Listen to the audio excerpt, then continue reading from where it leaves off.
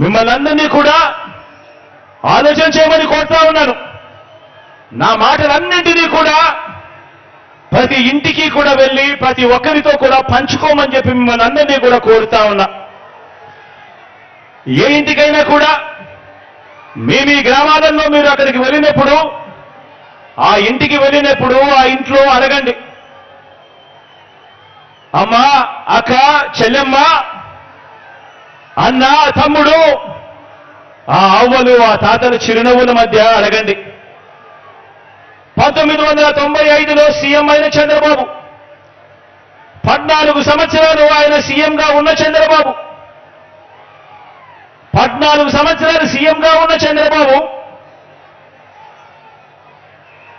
3 సార్లు సీఎం అయిన చంద్రబాబు మీ ఇంటికి గాని, మీ ఊరికి గాని, మీ సామాజిక వర్గానికి కానీ, మీ కుటుంబ భవిష్యత్తుకు కానీ ఏం చేశాడు అని చెప్పి అడగండి.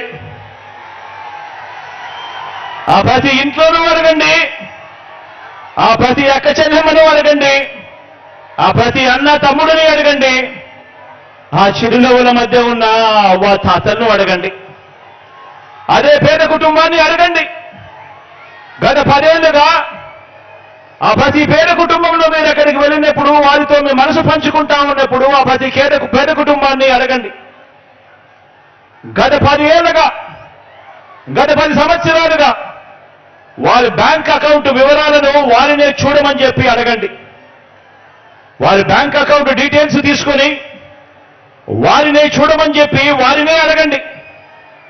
ఆ 10 సంవత్సరాలు చంద్రబాబు నాయుడు గారి 5 సంవత్సరాలు, మీ బిడ్డ జగన్ పాలనలో మరో 5 సంవత్సరాలు, మొత్తంగా ఈ 10 సంవత్సరాలకు సంబంధించిన bank account details, bank account వివరాలను ఆ బ్యాంకు ఖాతాల్లో, ఆ అక్క చెల్లెమ్మల బ్యాంకు ఖాతాల్లో ఎంత డబ్బులు పడింది అన్నది ఒక్కసారి వారినే చూడమని చెప్పండి.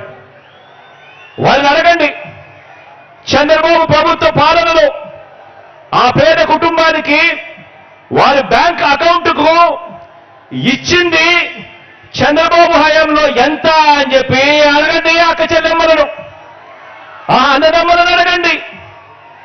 వారిని నిలబెట్టేలా అందించిన స్కీములు చంద్రబాబు నాయుడు గారి హయాంలో ఏమున్నాయి అని చెప్పి అడగండి.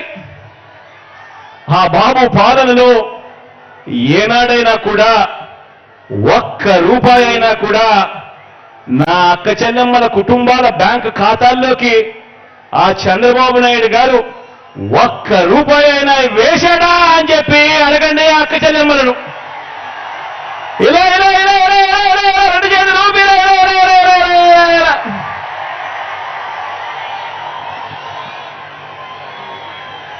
చంద్రబాబు నాయుడు 3 సార్లు ముఖ్యమంత్రి అయ్యారు చంద్రబాబు నాయుడు గారు. కానీ ఆ 3 సార్లు 1994లో కానీ, 1999లో కానీ, 2014లో కానీ చంద్రబాబు నాయుడు గారు టీడీపీ పార్టీ మేనిఫెస్టోలో ఇచ్చిన హామీలను చంద్రబాబు నాయుడు గారు ఏనాడైనా 10% కూడా అమలు చేశాడా అని చెప్పి ఆ ప్రతి ఇంట్లో ఉన్న అక్క చెల్లెమ్మని అడగండి, అన్నదమ్ములు అడగండి, అవ్వ తాతలు అడగండి. 2 చేతులు చూపిస్తే ఇలా ఇలా ఇలా ఇలా ఇలా ఇలా ఇలా.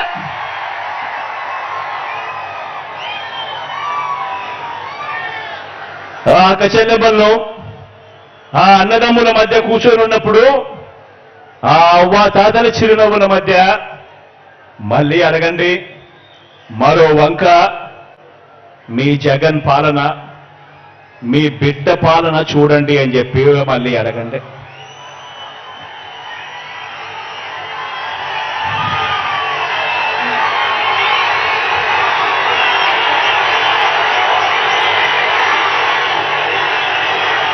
ఈ 57 నెలలు మీ బిడ్డ పాలనలో ఏం చేశాడో, మీ బిడ్డ ఏం చేశాడో కొన్ని అంశాలను నేను ప్రస్తావిస్తాను. ఈ తేడాను ప్రతి ఇంట్లోనూ కూడా మీరు వివరించండి. చంద్రబాబు నాయుడు గారి హయానికి మీ బిడ్డ హయాంలో జరుగుతా ఉన్న ఈ 57 నెలల పాలనకు ఏమి తేడాలున్నాయో ప్రతి ఇంట్లో కూడా వివరించండి. నేను చెప్తా ఉన్నాను ఈరోజు కుప్పం నుంచి ఇచ్చాపురం వరకు మీ ఇష్టం ఏ గ్రామమైనా కూడా తీసుకోండి. ఏ గ్రామాన్ని తీసుకున్నా కూడా, ఏ పట్టణాన్ని తీసుకున్నా కూడా ఆ గ్రామానికి వెళ్ళి ఆ గ్రామంలో 4 అడుగులు వేస్తే గతంలో లేనిది మన గ్రామంలోనే ఈరోజు ఆ గ్రామంలో ఉన్న ప్రతి అక్కచెల్లెమ్మకు, ప్రతి అన్నతమ్ముడికి కనిపించేది అదే గ్రామంలో ఒక విలేజ్ సెక్రటేరియట్, ఒక వార్డు సెక్రటేరియట్ కనిపిస్తుంది ప్రతి పట్టణంలోనూ. ఎవరు పెట్టారు అనంటే మీ జగన్, మన వైఎస్ఆర్సీపీ పార్టీ. ఆ ప్రతి గ్రామ సచివాలయంలోనూ, ఆ ప్రతి వార్డు సచివాలయంలోనూ, ఆ ప్రతి గ్రామంలోనూ కనిపించే ఈ సచివాలయంలో కనీసం అంటే 540 రకాల సేవలు అందిస్తూ, అందులో దాదాపుగా 10 మంది మన పిల్లలే అక్కడే ఉద్యోగాలు చేస్తూ అక్కడే కనిపిస్తారు. మరి ఈ వ్యవస్థ ఎవరు తీసుకొచ్చారు అనంటే మీ జగన్, మన వైఎస్ఆర్సీపీ. 1వ తేదీ ఉదయాన్నే మన ఇంటికే వచ్చి చిక్కటి చిరునవ్వులతో తలుపు తట్టి ప్రతి అవ్వాతాతకు ఒక మంచి మనవడిలా, ఒక మంచి మనవరాలిలా, ప్రతి వితంతువుకు, ప్రతి వికలాంగుడికి ఇలా ఏకంగా 66 లక్షల కుటుంబాలను ఆప్యాయంగా పలకరిస్తూ వారి చేతిలో పెడతా ఉన్న 3,000 రూపాయల పెన్షన్ చూసినప్పుడు గుర్తుకొచ్చేది